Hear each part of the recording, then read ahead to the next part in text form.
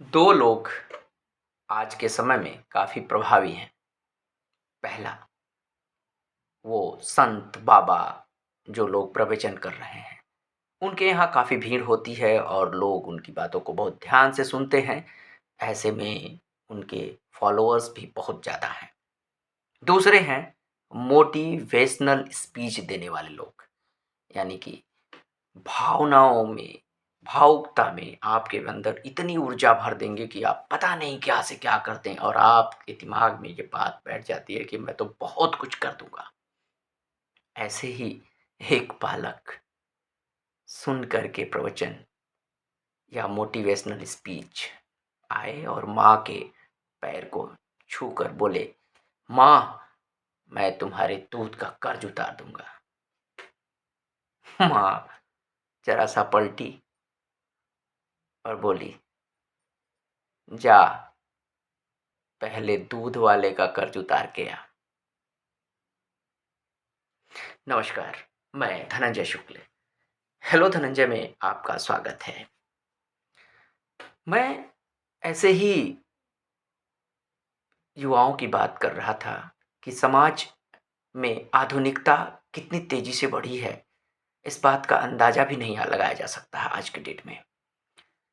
17 वर्षीय किशोर अपने पिता से कहता है कि मुझे मोबाइल चाहिए और वो अपनी असमर्थता जताकर 1-2 दिन टालने की कोशिश करते हैं। पिता किसान हैं, खेतों में काम करते हैं, कड़ी मेहनत करते हैं। माँ घर में मज़दूरी और घर के ज़रूरी काम निपटाती है। ऐसे में परिवार में अचानक से 10,000 से ऊपर के रुपए का इंतज़ाम थोड़ा कठिन काम है। पिता कुछ समय लेते हैं। बेटा बार-बार पता नहीं किस तरह की इंसल्ट उसको समाज में हो रही है। क्या वो समझ रहा है कि आते ही माँ ने खाना रखा, बेटी ने खाने को किनारे किया और कहा मुझे जब तक मोबाइल नहीं मिल जाता, मैं खाना नहीं खाऊँगा। किसान मेहनती होता है। हम किसान के घर से आते हैं, हम समझ सकते हैं। किसान मेहनती होता है। बाप ने झल्ला कर कहा, क्यों नहीं खाओगे? चलो खाओ और तुम्हारा काम होगा। हम मोबाइल लेंगे, लेकिन थोड़ा वक़्त लगेगा। उसने कहा नहीं, मुझे अभी चाहिए। और यह बात कहने पर बाप गुस्से से उसकी तरफ जाता है, एक चपत लगाता है और कहता है कि मोबाइल नहीं रहेगा तो जियोगे नहीं? बेटा तमतमाते हुए गुस्से में उठता है और बाप को उलाट के पटक देता है और धू-धू करके 2 घूँसे लगाता है। अब पिता असहाय, 50 वर्ष का पिता धड़ाम से ज़मीन पर, 17 साल का किशोर उस पे भारी पड़ जाता है। माँ बीच बचाव करती है, कहता है कल सुबह तक मोबाइल नहीं आ गया तो किसी की खैर नहीं।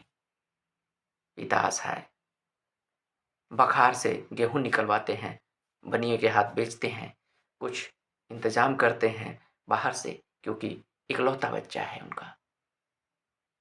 फिर वो मोबाइल खरीद कर देते हैं। बेटा बड़े शौक से मोबाइल लेकर किसी पेड़ के किनारे सतरंगी गाने सुन रहा है या फिर अपने ज़रूरी काम निपटा रहा है। लेकिन ज़रा गौर करिए, ये कितना हिंसात्मक हो गया है मोबाइल की ज़रूरत। ऐसा क्यों हो रहा है? ये वायलेंट क्यों हो जा रहे हैं किशोर अपनी डिमांड को लेकर? यह सोचनीय विषय है। आप भी गौर कीजिएगा और हमें कमेंट्स बॉक्स में बताइएगा कि आप क्या सोचते हैं इस बारे में। फिलहाल लाइक और सब्सक्राइब करना ना भूलिएगा। Thank you.